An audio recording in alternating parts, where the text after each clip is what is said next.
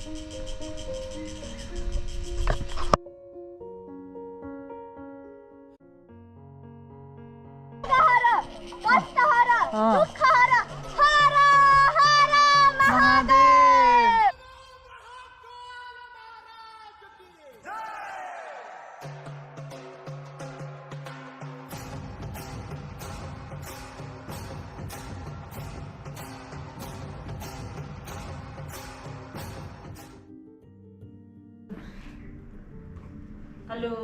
नमस्ते सबैभन्दा सुरुमा त यहाँहरू सबैजनालाई नयाँ वर्षको शुभकामना।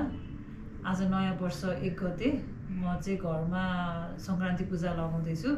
त्यसपछि हामी जाँदैछौँ लटारम्बेश्वर महादेव। लटारम्बेश्वर महादेव चाहिँ मकवानपुरमा पर्ने रहेछ।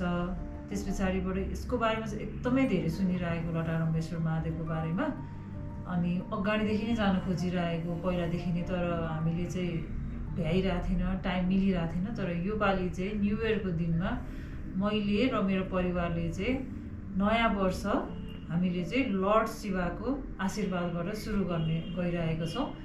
सो पहिला पूजा सिद्धौँ, त्यसपछि हामी जानेछौँ लटारम्बेश्वर महादेव। Let's go.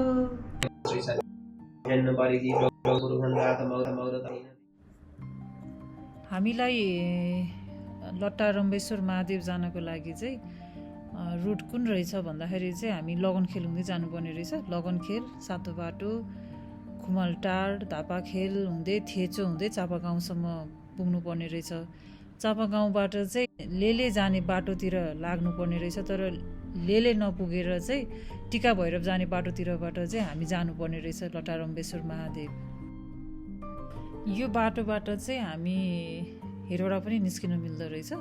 हेटौडा निस्किने बाटो रहेछ यो। लास्ट इयर पानी परेको बेलामा चाहिँ एकदमै धेरै ठाउँमा पहिरो गएको रहेछ। अनि अहिले पनि ठाउँ ठाउँमा हामी पहिरो देख्न सक्छौँ। त्यस पछाडि बाटोहरू चाहिँ कतिपय ठाउँमा चाहिँ एकदमै अप्ठ्यारो नै छ र कतिपय ठाउँ चाहिँ पिच रोड छ। हामी छपेली भन्ने ठाउँ आइपुग्यौँ। एकैछिनको लागि ब्रेक लिएको यहाँनिर चाहिँ अब पानीहरू लिनको लागि। अनि यहाँबाट अलिकति अगाडि गएपछि चाहिँ तल हामीले चाहिँ बागमती खोला देख्न सक्छौँ। देखिरहेको चाहिँ बागमती खोला हो। मन्दिर चाहिँ टुप्पोमा होला। हामी गाडी जानेछौँ।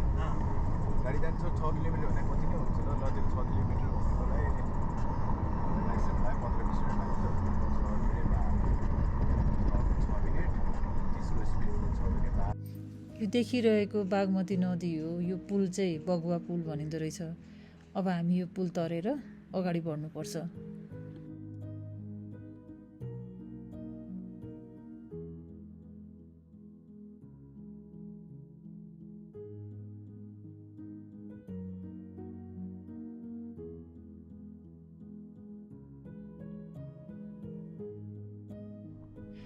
यो बगुवा पुल भन्दा अगाडि चाहिँ हामी देख्न सक्छौँ बाटो चाहिँ राम्रो छैन, अलिकति अप्ठ्यारो नै छ। यहाँ चाहिँ त्यो बिजनेसमै बने यो चाहिँ वालको बेला निस्क्यो। यहाँ पहिला होटल थियो, होटल छोडेर सबै हटाइदियो अहिले। सोधेर दाम किन बाटो कस्तो गाडी जान्न पहिला सोधौँ। पुल तरेर केही अगाडि आइसकेपछि काठमाडौँबाट आउँदाखेरि चाहिँ राइट साइडमा चाहिँ हामीले देख्न सक्नेछौँ बोर्ड नै राखेको छ। त्यहाँनिर चाहिँ लटारम्बेश्वर महादेव पाल्नुभएका भक्तजनहरूलाई स्वागत छ भनेको बोर्ड चाहिँ हामीले देख्न सक्छौँ। त्यसपछि त्यो बाटोबाट अघि बढ्ने अनि हामीले चाहिँ अलिक माथि गइसकेपछि चाहिँ आर्मी ब्यारेक भेट्छौँ सुरुमा। त्यसपछि गाडी चाहिँ स्कुलसम्म जाने रहेछ, 4 व्हिल गाडीहरू चाहिँ। तर स्कुलसम्म पुग्नको लागि चाहिँ अलिकति बाटो अप्ठ्यारो भएको कारणले गर्दाखेरि चाहिँ हामीले चाहिँ आर्मी ब्यारेककै साइडमा राख्ने प्लान गऱ्यौँ। त्यहाँबाट चाहिँ हाइक स्टार्ट गर्ने प्लान गऱ्यौँ। हामी चाहिँ अहिले आर्मी ब्यारेकको अपोजिट साइडमा रहेको पार्किङ एरियामा आइपुग्यौँ। अलिकति ठुलो एरिया रहेछ पार्क गर्नको लागि। हामीले पनि गाडी चाहिँ यहीँ राखेर अगाडि बढ्ने निधो गऱ्यौँ र 10 बजे हामी 7:30 बजे हिँडेको, हामीलाई 2.5 घन्टा लाग्यो यहाँ आइपुग्नलाई। अहिले 10 बज्यो। अब हामीले हाम्रो हाइक सुरु गऱ्यौँ।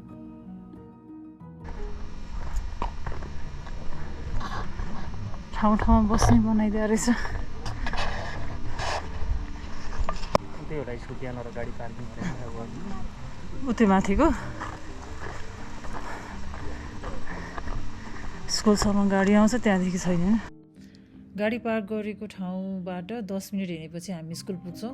स्कुलकै छेउबाट हिँड्ने बाटो हामी सिधै गयौँ भने चाहिँ त्यो बाटोबाट मान्छे पनि हिँड्न मिल्यो, बाइकहरू पनि जाने रहेछ। बाइक चाहिँ त्यहाँ त्यो बाटोबाट हुँदै गएर चाहिँ हाफवेसम्म जाने रहेछ। हाइकिङ चाहिँ कम हुने भयो बाइकबाट जानेको लागि चाहिँ, तर हिँड्ने मान्छेहरूको लागि चाहिँ यताबाट एकदमै लेन्दी भयो बाटो। त्यहाँको लोकलले चाहिँ हामीलाई चाहिँ सर्टकट बाटो लिनुहोस्, वकिङ ट्रेल्सबाट जानुहोस् भनेको कारणले गर्दा चाहिँ स्कुलकै ठ्याक्क अपोजिटबाट चाहिँ लेफ्ट साइडबाट हामी चाहिँ हाम्रो हाइकिङ स्टार्ट गऱ्यौँ।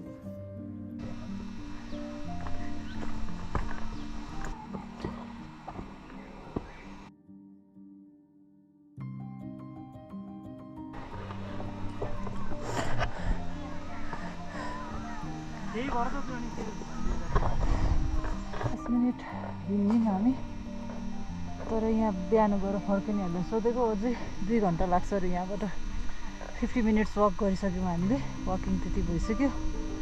पुरै उकालो रहेछ, स्टोनी, यस्तो यस्तो बाटो यस्तै मात्र छ। बेला बेलामा त सासै रोक्ने, फेरि गर्मी त्यस्तै छ।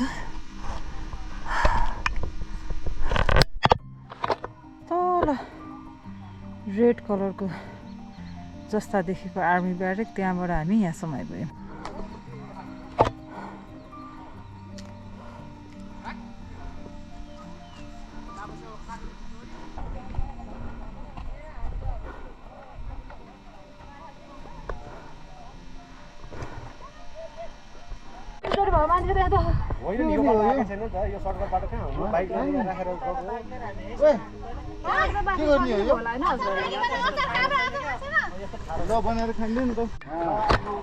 पानी छ है, कहाँ बस्ने? हेलो, फाइनली हेलो कोदालो सबै यहीँ रहेछ नि त।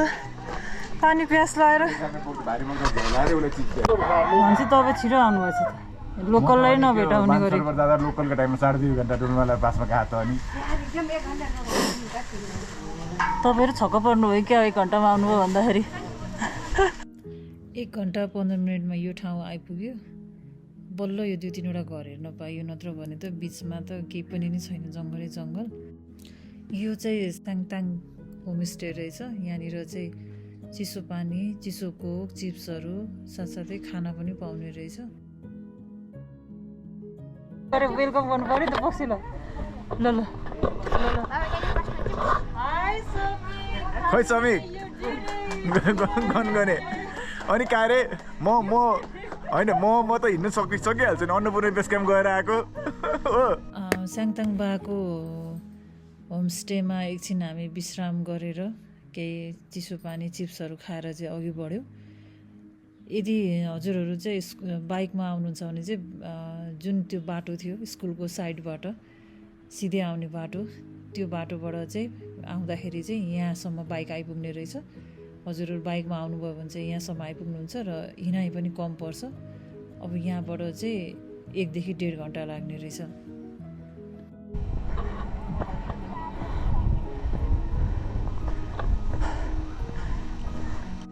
के खाएको? चाउचाउ। Happy new year. खै त ह्याप्पी न्यु इयर भनेको? Thank you. कहाँको हो यो? हो यो हेटौँडाबाट लिएर आएको। कहाँबाट ल्यायो उनीहरूले मलाई केही थाहा भएन। मैले चाहिँ बेच्न ल्याएको, हेटौँडाबाट ल्याएको मैले। एउटामा कतिवटा छ? त्यो छोटोमा 54वटा छ कि कति?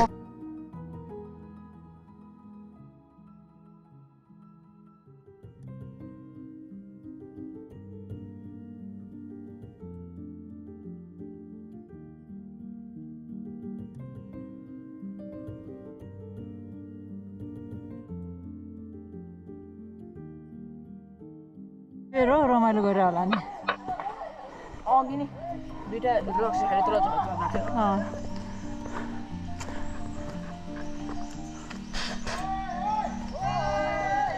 1 घन्टा 10 मिनट जस्तो लाग्यो होला यहाँ आइपुग्नको लागि छेङताङ बाको होमस्टेबाट। त्यस पछाडि यहाँ आइसकेपछि चाहिँ यहाँ अलिकति माहौल रहेछ।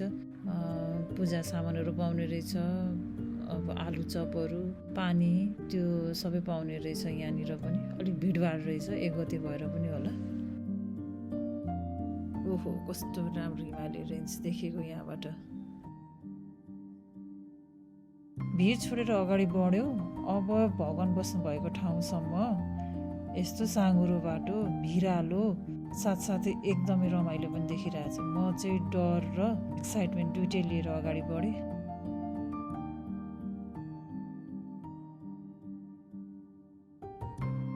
वाउ टाढाबाट हेर्दा त यस्तो राम्रो छ यो ओह्रालोको भर्याङ साइडमा भिरालो ओहो हो एकछिन त सिरिङ्गै बनायो मलाई त तल झर्ने बेलामा त झरेँ अब माथि चढ्ने बेलामा के गरी आउने भन्ने स्ट्रेस हुँदै झरेँ म त लटरम्बेश्वर महादेव भने चाहिँ सतीदेवी माताको लट्ट झरे ठाउँ यसो मुन्डै झरे कि मुन्डा झरेर दक्ष प्रजापतिले ठुलो यज्ञ लाउँथ्यो यज्ञमा निम्त नदिँदा महादेवलाई चाहिँ नराम्रो शब्दहरू सुन्नु नसकेर सतीदेवी यज्ञमा प्राण त्यागी हुन्छ अनि पछि महादेवले बोकेर डाँडा काँडा हिँड्ने बेलामा यहाँ चाहिँ जट्टा मुन्डै झरे ठाउँ भएर त्यो चुचुरोमा चाहिँ सतीदेवी